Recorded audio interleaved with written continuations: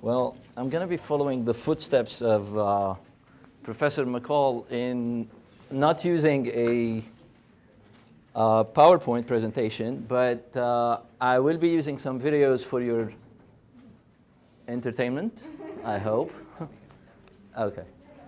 And what I'm going to also try and do is live up to Dr. Chakravarty's call for redefining or actually thinking of a civil society outside of the Western world. What I'm focusing on is the Arab world, particularly Saudi Arabia and Lebanon, as two sort of like extremes in terms of how liberal they are positioned or they are seen as societies, and particularly focusing on the youth generation in both countries. Let me start off with some of the problematics associated with the concept of civil society if we are to apply it to the Arab world.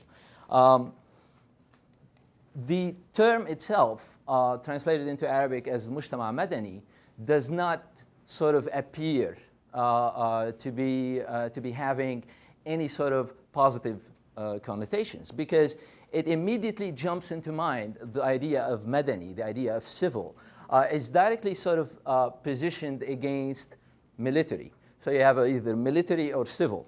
And military is always associated with the state. So there's always this type of dynamic. So if it's a civil society, that means it's not belonging to the state, which is fine by all the standards that we see it in the West. But in that context, when the state is so strong, you would be hesitant to associate yourself with something that's not, or that is positioned against the state. Another problematic related to the term is the idea that Madani itself is also related to, so it's also related to something that's not religious. And the role that religion plays in the lives of a predominantly Muslim society, 100% in the case of Saudi Arabia, and about 60% in the case of Lebanon. When you position something as not being religious, and religion is part of your own daily life and it's intruding in every single aspect of it, the concept of civil society sort of, people are extremely hesitant to sort of adopt this. There's another dynamic to it. The root of the word Madani is closely associated with that of city. So you have also another dynamic that the civil society is the one that's related to city as opposed to related to rural folks. And people within rural societies think of Mujtama Madani as that, oh, those city folks.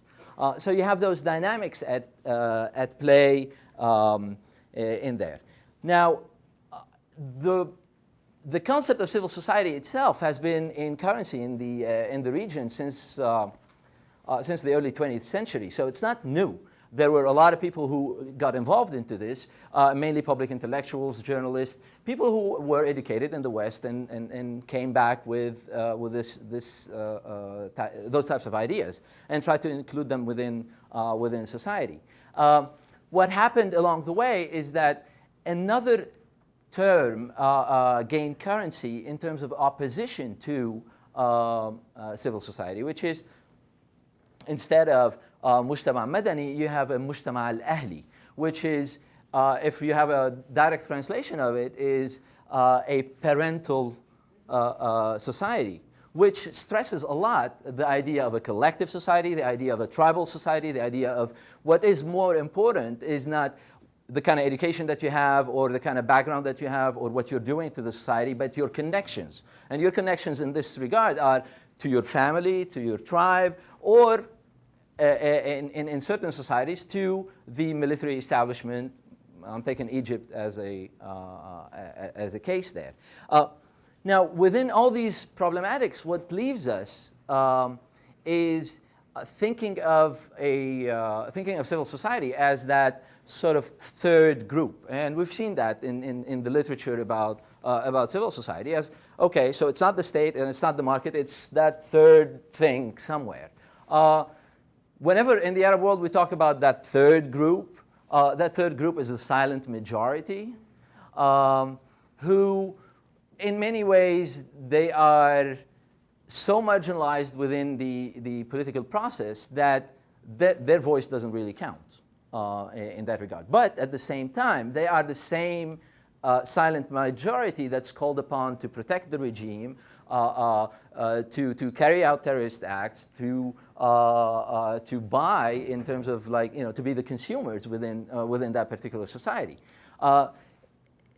My choice to look at young people, it's because they are over 60% of the population. And when we're talking about young people, we're talking about 25 and below. So if you have that silent majority being young people, I think it is very important to start thinking about their behaviors, their emerging culture, what they're doing, and how they're coping within a structure that sort of extremely marginalizes them. The options, whenever we're talking about a youth culture in the Arab world, it's very narrowly limited to, I wrote a nice sentence here, which I hope it is nice.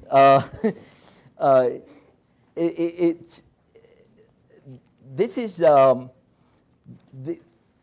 even if a youth culture sort of revolts at some times, it revolts against the militarization of society. Thank you, Dr. Bruton, for introducing that term. The militarization of society, because they are, young people are the conscripts. They are the ones who are going in and protecting the regime. They are the armies. They are the police. They are those people. So it's them. Even if they revolt against that militarization of society, the religious radicalization, they are the ones who are saying, hey, we had enough. Or some of them are, in this case. And in many ways, they are not so driven by commercial interests because they constitute the largest majority of unemployed people in the Arab world. So that 60% is mostly unemployed. They are getting there in terms of education. The literacy rate and having access to school and so on is fairly high. But at the same time, they're ending up unemployed in that regard.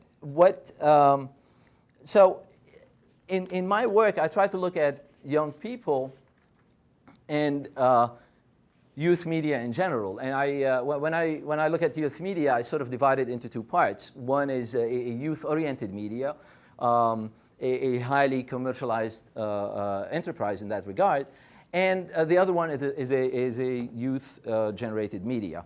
The space of a youth-oriented media is divided into two broad categories. The first one is a government-owned television channels, and I'm focusing here on satellite television. So these are government-owned channels, and as government-owned channels, they're completely marginalized by young people. Young people are not really interested in any of that because the rhetoric, the discourse that's been on them, it's so stale, it's so boring, it's so not of their interest. What they are interested in is the second part, which is a commercially oriented satellite television. And within that, you're looking at about 370 plus channels that are available for young people and that are focusing, and this is, the market dictates. If you want to make money within that environment, you got to address young people because they are the larger majority. Even if you may think that they're not able to pay enough, they'll find sources to actually pay for products that are being advertised on those commercial channels. What is available are the type of music channels, movies, both Western and Arabic movies, and entertainment in its pure form.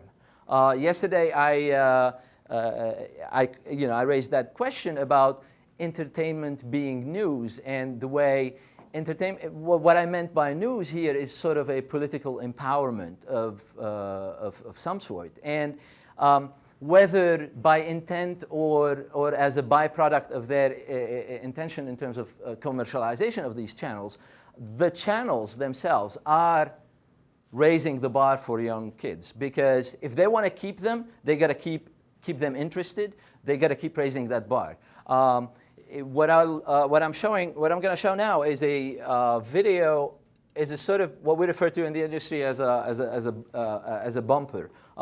It's the kind of it's the kind of thing that you would see within commercial breaks that promotes a channel. And here's how MTV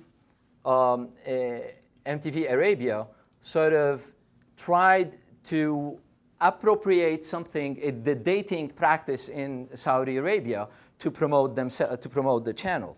Now, this practice is sanctioned by religion, and it's something that is frowned upon by society itself, by the adult society there. But it is something that's being practiced by young people.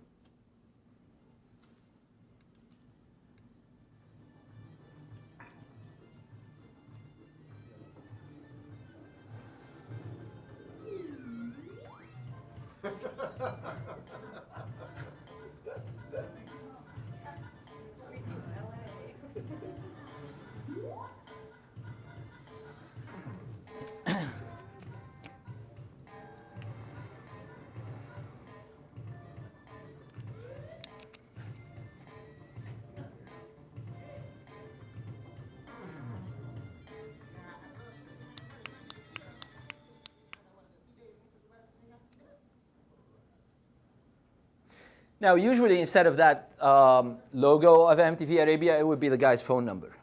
That's the whole point. This is one way of looking at it. Another one is from this is a music channel, an Arab music channel that plays only Western music, and it's based in Egypt. And well, I guess I'll let it speak for itself, and I'll make my comments after. On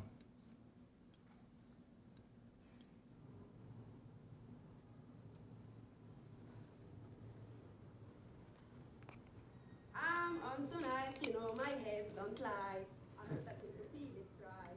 Cause the attraction, the friction, you know, Pepe says it's perfection. Shakira, Shakira! Oh, baby, when you talk like that, you make the woman go mad. So be wise. Melody tunes. All English, all the time. Okay, I guess the accent sort of gives it away. In many ways, what they're trying to tell, and me having talked to the people behind this, they're saying, look, English is the language of the future. It's what we need our kids to be learning. This is it, and we want to encourage them to actually speak English, even if you know the is a z, and even whatever it is, just go ahead and do it all the time. And in many ways, this is the type of empowerment that's being done. And again, as I said, it may be by intention. At least this is what the producers of this commercial they're saying. This bumper they're saying, which I raise a question on it. It might be more of a justification than anything else, but it is because young people are demanding things, and because they are demanding certain types of empowerment, media had to respond to them. The other aspect of media that I look at is youth-generated media, and honestly, 20 minutes is not enough to actually talk about this because it's so broad. I'm doing my dissertation on this, but what I chose to talk about here are the way both groups or individuals in the Arab world are taken upon themselves, regardless of NGOs. And again, the idea of civil society being related to NGOs is one of those things that I find also problematic. It's a sort of a grassroots type of a movement that's being made, and you appropriate whatever you want from that broad, ambiguous, and overly stretched term called civil society. You appropriate whatever type of ideals that you think would fit in your own perspectives, your own worldview. And in my research, I'm taking a case of what is referred to in the US as the Cedar Revolution, in Lebanon we refer to it as Independence '05.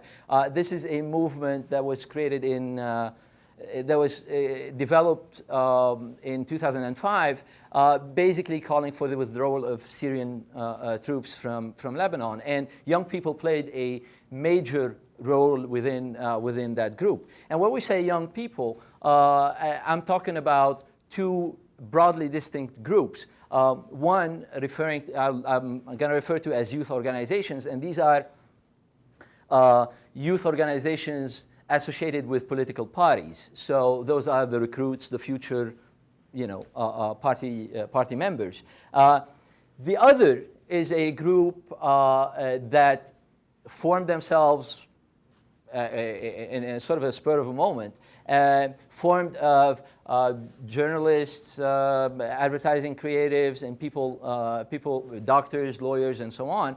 They got together and they called themselves Mujtama Madani. They called themselves civil society as a group. And they said, hey, we're the civil society, and we are part of this, we are part of this group. They acted as a sort of a cement that united the youth organizations, because political parties had all sort of different views on how to carry the demonstrations and how to solidify that movement. The civil society, that young group, acted as the sort of cement to unite them on two levels. One, they self-appointed themselves as spokespeople on behalf of the group versus mainstream media, because they wanted to have a unified message. Being independent, they could have that unified message. None of the youth organizations is going to say, hey, those people are not independent, why you're choosing one from that particular party, and so on. They acted also as a cement within what was referred to as a freedom camp. It's a sort of the main center of the demonstrations, and they acted as facilitators. They became the accountants, so all the donations of money was central through them. They became the main organizers of events, so that they wouldn't create any type of friction. I've compiled a video of some of the things that they did. It doesn't do them justice, but again, it gives you an idea.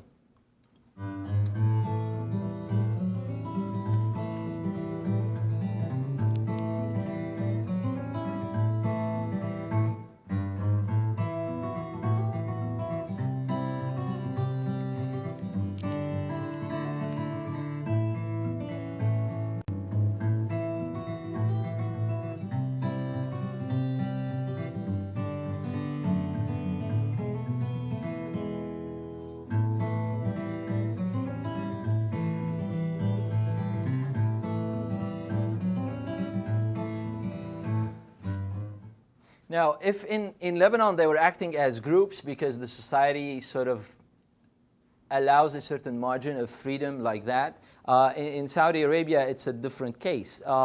One of the cases I followed is the case of the first female blogger, and she is, her name is Hadil Hudayf.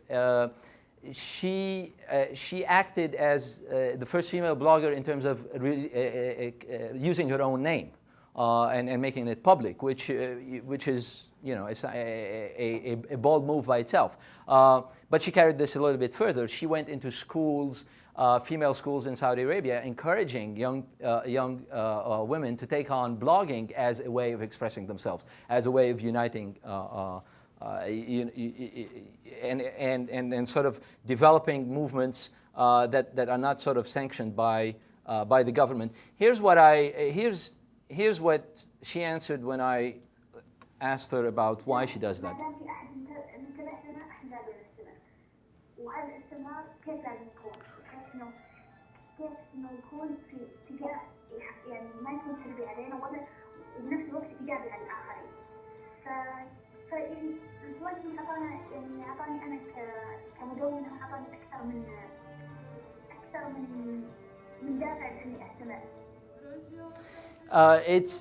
It's interesting that she talks about her in the single form as I, but she also talks about we, giving them that sense of that drive to continue doing this, because people are hearing what they're doing. Unfortunately, Hadil passed away last year, and she left a movement of young people who were carrying on that message. I'd like to conclude by raising two sort of food for thought in a way, especially we're coming close to lunch.